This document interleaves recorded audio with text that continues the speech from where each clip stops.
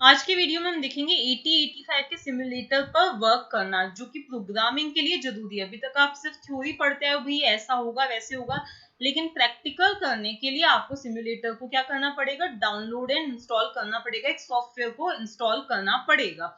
तो अब वो सॉफ्टवेयर कौन सा हम यूज करेंगे, GNU Sim 8085 का हम यूज करने वाले हैं। ओके, अब वो कैसे डाउनलोड करना है, तो मैंने लिंक डिस्क्रिप्शन बॉक्स में दिया है, आप उसको क्या कर सकते हो, कॉपी करके अपने क्रोम ब्राउजर में आप क्या करो, यहाँ पे पेस्ट करो। यहाँ पर पेस्ट करने पर आपके सामने ये ऐसी स्क्रीन आ जाएगी। अब यहाँ पर आप अपने सिस्टम के अकॉर्डिंग, जो भी आपका सिस्टम है उसके अकॉर्डिंग क्या कर देना है, राइट क्लिक करके उसको क्या कर देना है, मतलब आपको क्या करना है, उसको डाउनलोड कर देना है। सिंपल सी प्रोसेस है, उसको डाउनलोड, जैसे आपका विंडोज 32 बिट है तो उस पर आप क्लिक कीजिए और फिर आप क्या कर दीजिए, ये डाउनलोड हो जाएगा। ओके, अब डाउनलोड करने के बाद इंस्टॉल करना बिल्कुल इजी है। देखो इस तरह से आइकन आपके डाउनलोड्स में आ जाएगा, ये एक सी फाइल है, ये बस नेक्स्ट नेक्स्ट करना है। जैसे आप नॉर्मल कोई सॉफ्टवेयर इंस्टॉल करते हो बिल्कुल वैसा ही है, तो इसको आपको इंस्टॉल करना है। मैंने ऑलरेडी इंस्टॉल कर रखा है, तो मैं इसको क्या करूंगी, ओपन करूंगी। तो यहाँ पर हम गए, आपने अगर शॉर्टकट क्रिएट होगा तो किया होगा तो आप वहां से जा सकते हो, अदरवाइज आप यहाँ पे जाओ और यहाँ पे लिखो GNU। ओके, यहाँ पर GNU लिखने पर यह आ जाएगा और इसको आपको एंटर करना है। ओके, अब एंटर करने पर आपका ये सॉफ्टवेयर जो है, सिमुलेटर जो है वो ओपन हो जाएगा। अब यहाँ पर आपसे पूछेगा भाई आपको ट्यूटोरियल ओपन करना है, और ट्यूटोरियल नहीं ओपन करना है तो कोई ऑलरेडी क्रिएटेड प्रोग्राम ओपन करना है, या ऐसा कुछ भी नहीं करना है तो सिंपली आप इसको क्लोज कर दो। अब यहाँ पर ये बाय डिफॉल्ट ही लिखा हुआ आ रहा है, इसको आप पूरा हटा के और नए सिरे से प्रोग्राम लिख सकते हो। ये जो सेमीकोलन होता है, मतलब ये प्रोग्राम एक तरह से उन्होंने लिख रखा है जंप स्टार्ट, ये आपको समझ में नहीं आएगा अभी, इसलिए मैं इस पर टाइम वेस्ट नहीं करूंगी। एक बात ध्यान रखना, आपको अगर कोई कमेंट लिखना होता है तो आप सेमीकोलन लगा के जो कमेंट लिखना चाहो वो लिख सकते हो। तो इस चीज को मैं यहाँ से हटा देती हूँ। ओके, अब यहाँ पर आप देखो जो इंटरफेस आपके सामने ओपन हो रहा है उसमें क्या क्या चीजें हैं। इसमें कुछ चीजें आपको नई भी दिखेंगी, जो कि हम धीरे धीरे जब प्रोग्रामिंग पढ़ेंगे तो सीखते जाएंगे। लेकिन जिन चीजों से आप फ्रेंडली हो, मैं वही चीजें आपको अभी बता रही हूँ, उन पर वर्क करना, प्रैक्टिकली वर्क करना मैं आपको बताऊंगी। सबसे पहले आप यहाँ पे आ जाइए, कहाँ पर, यहाँ पे लेफ्ट मोस्ट कॉर्नर में यहाँ पर आप आ जाइए। यहाँ पर क्या है, ये रजिस्टर्स मैंने आपको ऑलरेडी बताया थे। A that is accumulator, BC register pair है, डीई रजिस्टर पेयर है, एचएल रजिस्टर पेयर है, और PSW that is processor status word, जो कि हम स्टैक्स पर कोई ऑपरेशन परफॉर्म करते तो यूज करते ही हैं, हम धीरे धीरे सब यूज करेंगे। पीसी मतलब प्रोग्राम काउंटर, जहां से सीपीयू क्या करता है, एड्रेस देखता है और फिर वहीं से इंस्ट्रक्शन को एग्जीक्यूट करता है, उसी एड्रेस के इंस्ट्रक्शन को एग्जीक्यूट करता है। एसपी स्टैक पॉइंटर है। यहाँ पर हो सकता है आपको ये चीजें क्लियर ना दिख रही हो, लेकिन आप जब इस सॉफ्टवेयर को इंस्टॉल करोगे, ओपन करोगे, तो ये सारी चीजें आपको क्लियर दिखेंगी, आपको समझ में आ जाएंगी। फिर आता है in that is interrupt register, ये चीज अभी हमने इस टॉपिक को नहीं पढ़ा है तो फिलहाल के लिए स्किप कर दो। फिर आता है ये फ्लैग रजिस्टर, जिसमें मैंने आपको फ्लैग्स बताए थे, S sign flag, Z zero flag, A C auxiliary carry flag, P parity flag, C carry flag, तो ये सारे मैंने आपको बताए थे। इसके बाद आप यहाँ पर थोड़ा सा नीचे आ जाओ, यहाँ पे क्या आ रहा है, डेसिमल हेक्साडेसिमल कन्वर्जन का है। कभी हो सकता है अभी आप कोई प्रैक्टिकल्स करो तो आपको कोई कंफ्यूजन हो, डेसिमल्स टू हेक्साडेसिमल या हेक्साडेसिमल टू डेसिमल आपको कन्वर्ट करना पड़े, तो आप डायरेक्टली यहाँ पर कर सकते हो। ये है IO ports, input output ports है। इनको अभी मैं आपको एक्सप्लेन कर ही चुकी हूँ क्या होते हैं, जो कि डिवाइस से कनेक्टेड होते हैं। मतलब क्या करते हैं, सीपीयू किसी भी डिवाइस से, आईओ डिवाइस से डायरेक्टली कनेक्ट नहीं, कम्युनिकेट नहीं करता है, उसके लिए हम आईओ पोर्ट्स का यूज करते हैं। आप आईओ पोर्ट्स का वीडियो देख लीजिएगा। ओके, इसके बाद आती है यहाँ पे मेमोरी। अब यहाँ पे आईओ पोर्ट्स और यहाँ पर मेमोरी क्यों दी, कि अगर हम किसी आईओ पोर्ट की वैल्यू चेंज करना चाहते हैं, कोई वैल्यू अपडेट करना चाहते हैं, अपने हिसाब से हम कोई वैल्यू देना चाहते हैं, तो मैन्युअली यहाँ पर किसी मेमोरी लोकेशन या किसी आईओ पोर्ट की वैल्यू दे सकते हैं। ओके, तो ये सारी चीजें हो गई। उसके बाद यहाँ पर हमें टाइप करना है प्रोग्राम। ओके, यहाँ पर इस पोर्शन में हमें क्या टाइप करना है, प्रोग्राम टाइप करना है। फिर आप यहाँ पे राइट हैंड साइड में आ जाओ, डेटा पोर्शन को अभी स्किप करो। स्टैक मैंने आपको बताया था क्या होता है, लेकिन आज के प्रैक्टिकल में मैं आपको ये नहीं बताऊंगी स्टैक पे कैसे वर्क करना है। की पे अगर आपको कोई सा इंस्ट्रक्शन यहाँ पे डायरेक्टली लेना है, जैसे आपके मोबाइल में कीपैड होता है, वैसे यहाँ पे इंस्ट्रक्शंस का कीपैड है। इसके बाद आती है मेमोरी। तो मेमोरी देखो, जैसा कि क्या बताया था मैंने मेमोरी में कि 0000 से लेकर अब मेमोरी, जैसा कि मैंने आपको बताया ही था कि मेमोरी में जो एड्रेसेस होते हैं वो क्या होते हैं, 16 बिट के एड्रेसेस होते हैं। तो उसके लिए मुझे 4 हेक्साडेसिमल डिजिट्स देनी पड़ेंगी। तो यहाँ पे देखो ये 4 हेक्साडेसिमल डिजिट्स है, यही इनका क्या है, डेसिमल इक्विवेलेंट है। और यहाँ पर जो भी डेटा हम दे रहे हैं, लेकिन ये डेटा याद रखना यहाँ पे डेसिमल में आता है। अगर आपको चाहिए तो आप यहाँ पे कन्वर्ट करके देख सकते हो। ओके, हम हेक्साडेसिमल में प्रोवाइड कर सकते हैं, लेकिन यहाँ पे जो वैल्यू आपको दिखेगी वो डेसिमल में दिखेगी। ओके, इसके बाद आते हैं हमारे आईओ पोर्ट्स। तो आईओ पोर्ट्स की जो भी आपने वैल्यू दी है, लिए जो कुछ भी आपने चेंजेस किए हैं, वो वैल्यू यहाँ पर रिफ्लेक्ट होगी। तो ये तो सारी चीजें हो गई। अब यहाँ पर ये टूल बार है फाइल सेव करने के लिए, इन सभी को रीसेट करने के लिए, रजिस्टर्स को या आईओ पोर्ट्स को, मेमोरी को रीसेट करने के लिए है। असेंबलर है प्रोग्राम को असेंबल करने के लिए, यहाँ से हम प्रोग्राम को एग्जीक्यूट भी कर सकते हैं। डीबग है प्रोग्राम को डीबग करने के लिए, ब्रेक पॉइंट्स लगाने के लिए। ओके, इसके बाद में अब यहाँ पर इनके शॉर्टकट्स दे रखे हैं। अब हम यहाँ पर हमें क्या करना है, प्रोग्राम टाइप करना है। अब लोड मी 8 का क्या मतलब होता है, अभी मैं आपको एक्सप्लेन कर दूंगी।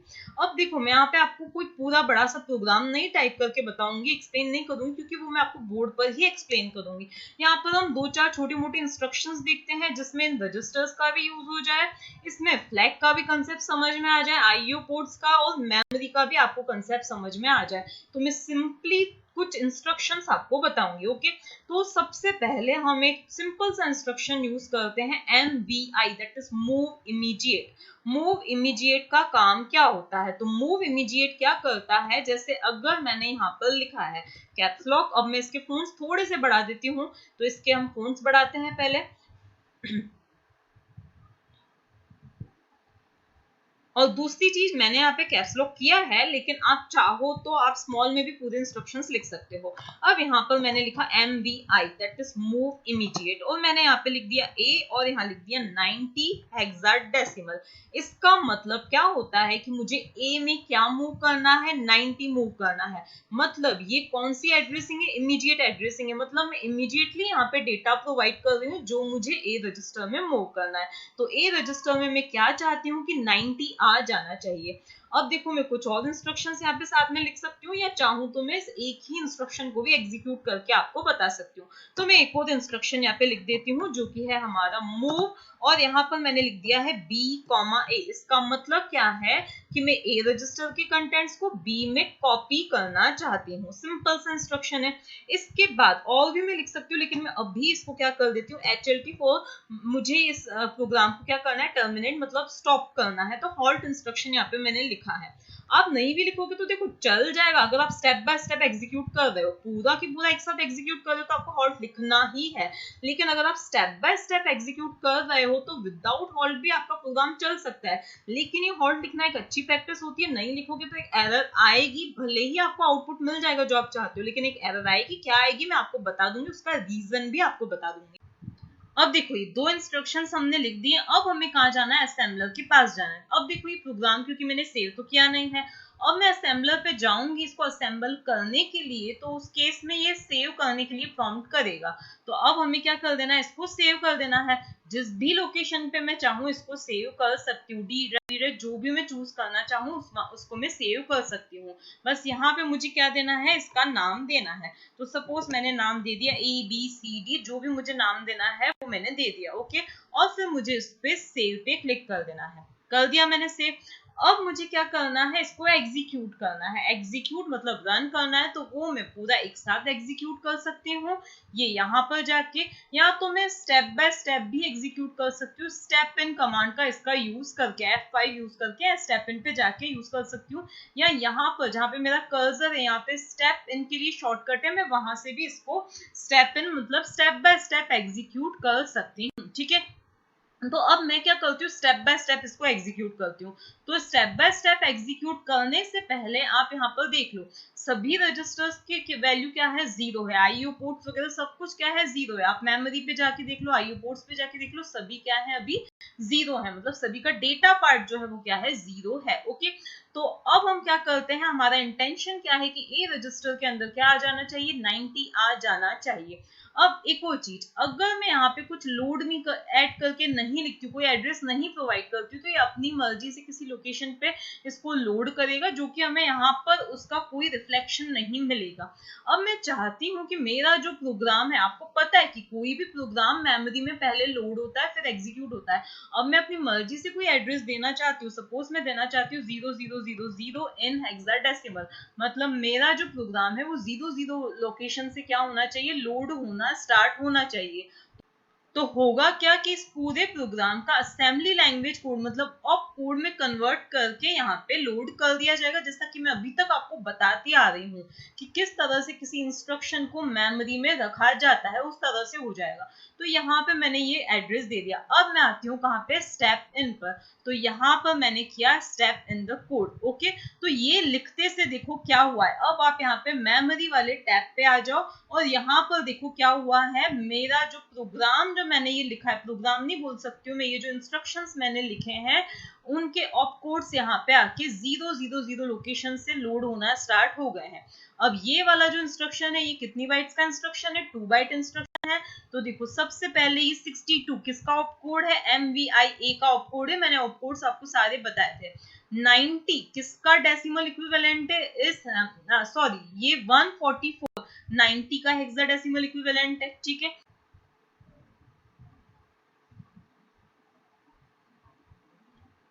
फिर उसके बाद क्या हुआ है, मूव बी ए का, ये कितनी बाइट का इंस्ट्रक्शन होता है, मैंने आपको बताया था, कंफ्यूज मत होना कि ये 2 बाइट इंस्ट्रक्शन होगा, नहीं, ये 1 बाइट इंस्ट्रक्शन ही होता है, जो कि इस लोकेशन पे आके स्टोर हुआ है। देखो ये यहाँ पे 71 दिख रहा है। इसके बाद यहाँ पे हॉल्ट का जो ऑपकोड होता है वो 118 होता है, तो यहाँ पे आके स्टोर हुआ है। तो टोटल देखो 1 2 3 एंड 4 बाइट्स का मेरा ये जो प्रोग्राम है वो कहाँ पे आके यहाँ से लेके 0000 से लेके 003 तक आके क्या हो चुका है, स्टोर हो चुका है। ओके, यहाँ पर अगर आप हॉल्ट नहीं लिखते हो तो होगा क्या कि देखो, अगर आपने यहाँ से हॉल्ट को हटा दिया है, ठीक है, अभी मैं नहीं हटा रही क्योंकि प्रोग्राम मेरा क्या है, रन मोड में है। ठीक है, तो हॉल्ट को अगर मैं क्या करती हूँ, यहाँ से हटा देती हूँ, तो क्या हो जाएगा कि इस लाइन को एग्जीक्यूट करने के बाद, दैट इज इस इंस्ट्रक्शन को एग्जीक्यूट करने के बाद प्रोग्राम काउंटर के कंटेंट्स क्या आ जाएंगे, 0003 हो जाएंगे। मतलब वो क्या बोलेगा कि मुझे अब इस इंस्ट्रक्शन को एग्जीक्यूट करना है।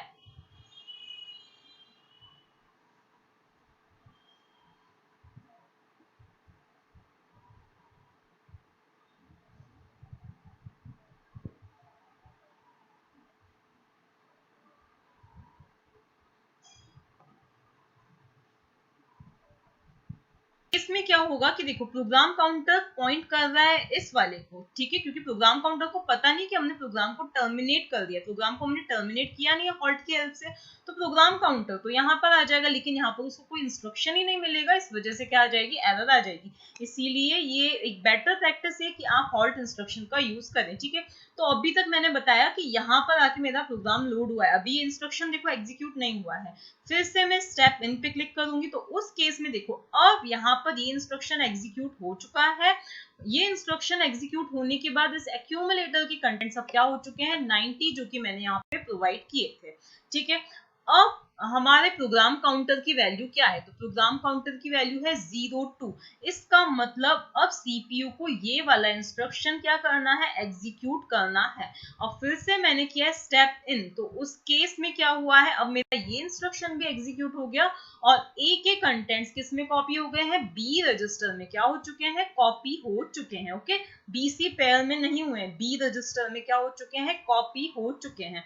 तो ये इतना काम हमने देख लिया। अब हम क्या करते हैं, इसको टर्मिनेट करते हैं, मतलब इसको रन एंड करते हैं। ओके, अब इतना काम हमारा हो गया। भाई ये प्रोग्राम किस तरह से, प्रोग्राम के ऑप कोड्स यहाँ पे आ गए, और ये चीज बिल्कुल भी जरूरी नहीं है कि यहाँ पर हम 000 ही एड्रेस दें, बस हमें इस रेंज में कोई एड्रेस देना है, ये हमें याद रखना है। बाकी हम कोई सा भी एड्रेस यहाँ पे प्रोवाइड कर सकते हैं। अब आप क्योंकि प्रोग्रामर हो तो ये आपको खुद को ध्यान रखना है कि हम कोई ऐसा एड्रेस ना दे दे जहां पर हमें हमारा डेटा ऑलरेडी पड़ा हुआ हो, तो ये चीज हमें खुद को ध्यान रखनी है। करते हैं यहाँ पे इंस्ट्रक्शंस को थोड़ा चेंज करके कुछ और चीजों का भी यहाँ पे यूज करते हैं। तो उसके पहले हम क्या करते हैं, सभी चीजों को रीसेट कर देते हैं। तो जिससे ये सभी चीजें क्या हो गई हैं, 0 हो गई हैं। ओके, कौन सी, ये रजिस्टर्स, फ्लैग, मेमोरी, आईओ। ठीक है, तो ये सभी क्या हो गए, 0 हो गए। अब हम एक छोटा सा काम करते हैं, यहाँ पर ये मेमोरी है जिससे हम मेमोरी की वैल्यू चेंज कर सकते हैं। तो यहाँ पर मैंने मेमोरी की वैल्यू दे दी है सपोज 3030, और यहाँ पर उस 30 वाली लोकेशन की वैल्यू मैंने क्या प्रोवाइड की है, सपोज मैंने प्रोवाइड की है 20 प्रोवाइड की है, ठीक है, 20 इन हेक्साडेसिमल प्रोवाइड की है, ये मैंने दे दिया। अब मैं पहले अपडेट मेमोरी पे क्लिक करूंगी। अपडेट मेमोरी पे क्लिक करने के बाद मैं कहाँ पे जाऊंगी, मेमोरी पे जाके देखूंगी और कौन सी लोकेशन को देखूंगी। तो मैंने कौन सी लोकेशन दी है, 3030 दी है। तो यहाँ पे आप देख सकते हो 30 लोकेशन पे क्या आ चुका है, 32 आ चुका है, डेसिमल है। यहाँ पे मैंने हेक्साडेसिमल में दिया था, यहाँ पे ये क्या आ चुका है, डेसिमल, उसका इक्विवेलेंट आ गया 32। मतलब उस लोकेशन पे मैंने वैल्यू को क्या कर दिया है, चेंज कर दिया है। जहाँ पे पहले 0 था, अब क्या आ गया, 32 आ गया है। अब हम एक और जादू देखते हैं। तो यहाँ पर अब हमें क्या लिखना है, LDA, ओके, LDA, और उसके बाद मुझे क्या लिखना है, LDA का मतलब क्या होता है, लोड एक्यूमुलेटर लिखना है, ओके।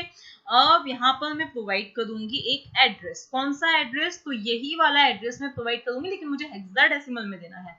तो मैं क्या लिखूंगी, 001E इन हेक्साडेसिमल, ठीक है। अब हम क्या करते हैं, इस प्रोग्राम को, मतलब इसको भी हम क्या करते हैं, स्टेप इन करते हैं।